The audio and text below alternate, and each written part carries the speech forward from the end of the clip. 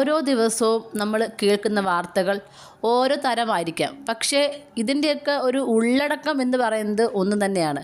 ലഹരി മരുന്നിൻ്റെ ഉപയോഗം കാരണം പുതുതലമുറയ്ക്കുണ്ടാകുന്ന ഓരോ മാറ്റങ്ങൾ, അതുതന്നെയാണ് ഓരോ പ്രശ്നങ്ങൾക്കും മൂല കാരണം എന്ന് പറയുന്നത്. ഇന്ന് അതുപോലെ നമ്മൾ കേട്ട മറ്റൊരു വാർത്ത എന്ന് പറയുന്നത് സ്വന്തം സഹോദരിയെ സഹോദരൻ ചെയ്തൊരു കാര്യം. അത് പ്രത്യേകിച്ച് എനിക്കെടുത്ത് പറയാൻ പോലും തോന്നുന്നില്ല. അത്രയ്ക്കും മോശമായിട്ടുള്ള ഒരു രീതിയിലാണ് ഈ ലോകം പൊയ്ക്കൊണ്ടിരിക്കുന്നത്. 9ാം ക്ലാസ്സിൽ പഠിക്കുന്ന ഒരു പയ്യൻ 7ാം ക്ലാസ്സിൽ പഠിക്കുന്ന സ്വന്തം അനിയത്തിയോട് കാണിച്ച ഒരു നീചമായ പ്രവൃത്തി. അതിന് പറയുന്ന റീസൺ എന്ന് പറയുന്നത് ഈ പറഞ്ഞ ബ്രദർ കഠിനമായ മയക്കുമരുന്ന് ഉപയോഗിക്കുന്ന ഒരാളാണ്. മാത്രമല്ല വിൽക്കുകയും ചെയ്യുന്നുണ്ട്. മറ്റുള്ള ആളുകൾക്ക് ഇതേപോലെ മീഡിയേറ്ററായി നിന്നുകൊണ്ട് മയക്കുമരുന്ന് എത്തിച്ചും കൊടുക്കുന്നുണ്ട്. അപ്പം എന്തും ഏതും നമ്മളൊരു വാർത്ത എടുത്ത് നോക്കിക്കഴിഞ്ഞാൽ ആ വാർത്തയുടെയൊക്കെ ഉള്ളടക്കം എന്ന് പറയുന്നത് ലഹരി മരുന്നാണ്, അല്ലെങ്കിൽ ലഹരി മരുന്ന് കൈകാര്യം ചെയ്യുന്ന മറ്റ് പല കാര്യങ്ങളുമാണ്. ഇതൊക്കെ തന്നെയാണ് നമ്മൾ കേൾക്കുന്നത്. അപ്പോൾ ഇതൊക്കെ തടയേണ്ടത് പ്രധാനമായും നമ്മളെ ഭരിക്കുന്നവർ തന്നെയാണ്. പക്ഷേ അവർക്കിതിനൊന്നും സമയമില്ല. അപ്പോൾ എനിക്ക് പറയാനുള്ളത്, ഒന്നെങ്കിൽ ഇപ്പോൾ സ്കൂളുകളിൽ ഒരുപാട് കൗൺസിലിങ്ങുകളൊക്കെ കൊടുക്കുന്നുണ്ട്, ഒരുപാട് ക്ലാസ്സുകൾ എടുക്കുന്നുണ്ട്. പക്ഷേ അത് മാത്രം പോരാ. ഈ പറഞ്ഞ അധ്യാപകർക്കും രക്ഷിതാക്കൾക്കും പ്രത്യേക ഒരു ക്ലാസ് കൊടുക്കണം. മാത്രമല്ല ആഴ്ച ഒരിക്കലെങ്കിലും ഈ പറഞ്ഞ അധ്യാപകർ കുട്ടികളുമായിട്ട് ക്ലാസ്സിൽ ഈ എപ്പോഴും പഠനം മാത്രമാകാതെ കുട്ടികളുമായിട്ട് ഒരുപാട് ഇൻട്രാക്ട് ചെയ്യുന്ന എന്തെങ്കിലുമൊക്കെ ഒരു പ്രോഗ്രാം അല്ലെങ്കിൽ എന്തെങ്കിലും ക്ലാസ്സിലുള്ള എന്തെങ്കിലും ഒരു ആക്ടിവിറ്റീസൊക്കെ ഉണ്ടാകണം.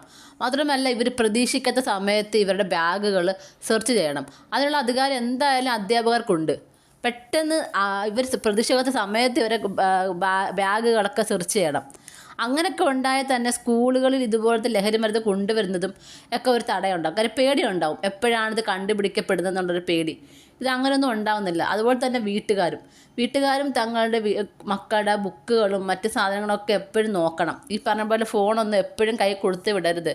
ഇവർക്കൊന്നും 18 ഒരു 20 വയസ്സ് വരെ ഒന്നും വലിയ ഫോണിൻ്റെ ആവശ്യമില്ല. പിന്നെ കോൾ ചെയ്യാൻ വേണ്ടി മാത്രമുള്ള രീതിയിലുള്ള ഫോൺസ് കൊടുക്കുക. അത് ഈ പറഞ്ഞ പോലെ തന്നെ മാതാപിതാക്കൾ ഇടയ്ക്കിടയ്ക്ക് ചെക്ക് ചെയ്യുകയും വേണം.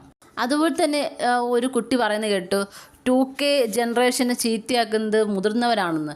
അതിനുള്ള കാരണം എന്ന് പറയുന്നത് ഇതുപോലെ ലഹരി മരുന്ന് കൊണ്ടുവരുന്നത് മുതിർന്നവരാണ്, അത് വാങ്ങിച്ച് ഇവർ ഉപയോഗിക്കുന്നുവെന്ന്. സത്യം പറഞ്ഞാൽ നമ്മൾ ഈ കോമൺ സെൻസ് എന്ന് പറയുന്ന സാധനമുണ്ട്, അത് ഇല്ലാത്ത രീതിയിലാണ് ഇവർ സംസാരിക്കുന്നത്. ഈ കോമൺ സെൻസ് എന്ന് പറയുന്ന സാധനം എന്ന് പറയുന്നത് നമ്മൾ എന്ത് ഉപയോഗിക്കണം, എന്ത് ചെയ്യണമെന്ന് തീരുമാനിക്കുന്നത് നമ്മളാണ്. മറ്റൊരാൾ കൊണ്ടുവരുന്നത് നമ്മൾ വാങ്ങണ്ടേന്ന് ചിന്തിക്കാനുള്ളൊരു കഴിവുണ്ട്. അതിനാണ് നമ്മൾ ഈ കോമൺ സെൻസ് എന്ന് പറയുന്നത്.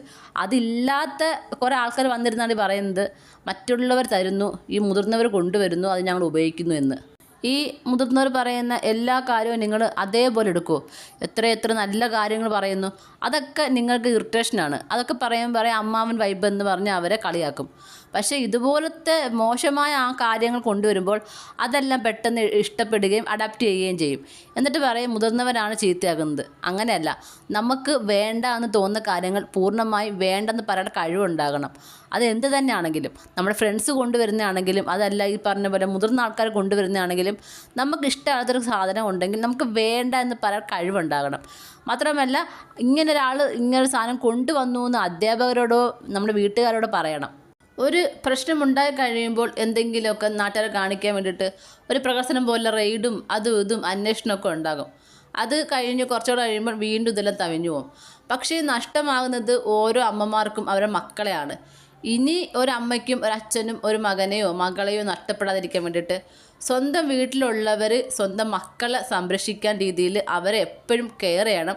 മാത്രമല്ല അവരെ എപ്പോഴും ഒരു സംശയത്തിൻ്റെ നിഴലിൽ വേണം നോക്കാൻ. നമ്മുടെ മക്കളായിരിക്കും, പക്ഷേ എന്നാൽ പോലും കാര്യം അവർ ഇങ്ങനെ ചിന്തിക്കുന്നുണ്ടോ ഇങ്ങനെ ചെയ്യുന്നുണ്ടോ എന്ന രീതിയിൽ അവരെ എപ്പോഴും നമ്മൾ കെയർ ചെയ്യണം. അവരെവിടെയൊക്കെ പോകുന്നു എന്ന് അന്വേഷിക്കണം. കാര്യം നമ്മൾ ചിന്തിക്കുന്നതിന് അപ്പുറമായിരിക്കും ഇപ്പോഴത്തെ കുഞ്ഞുങ്ങൾ ചിന്തിക്കുന്നത്. പക്ഷേ ആ ചിന്തകൾ മൊത്തം മോശം പ്രവർത്തികൾക്ക് വേണ്ടി മാത്രമാണ് പൊയ്ക്കൊണ്ടിരിക്കുന്നത്. അത് കണ്ട് തിരുത്തേണ്ടത് നമ്മുടെ ഉത്തരവാദിത്വം കൂടെയാണ്.